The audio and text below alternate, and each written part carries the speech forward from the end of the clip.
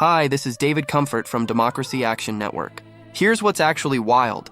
The U.S. economy, a massive $30 trillion ocean liner, can be turned off course by a series of misguided policies.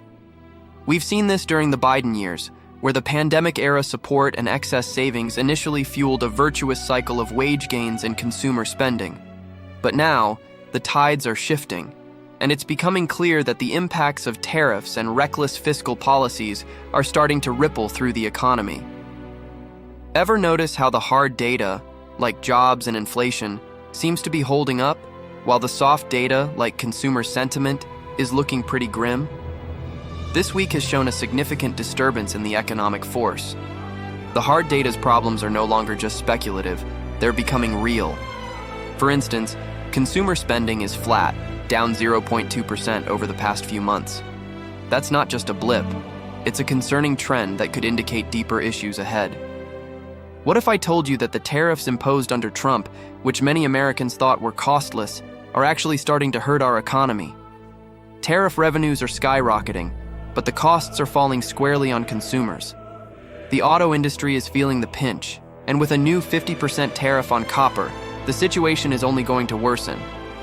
These are self-inflicted wounds that increase prices for everyday Americans already struggling with affordability. And here's the kicker. While the Trump administration continues its aggressive deportation policies, a recent Dallas Fed study indicates that an increase in immigration could actually boost U.S. output growth without affecting inflation. Yet, public sentiment is shifting. A Gallup poll shows record high support for immigration, with 79% of Americans believing it's good for the country.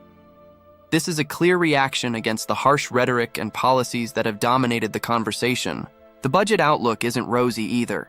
The combination of rising deficits, interest rates, and inflation creates a perfect storm that could destabilize the economy.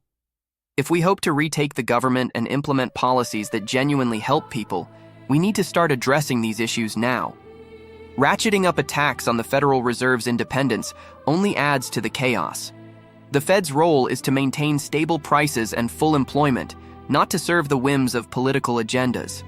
If Trump continues to undermine this institution, we risk profound instability that could shake the very foundations of the global economy. What a week it's been, with multiple self-inflicted economic wounds.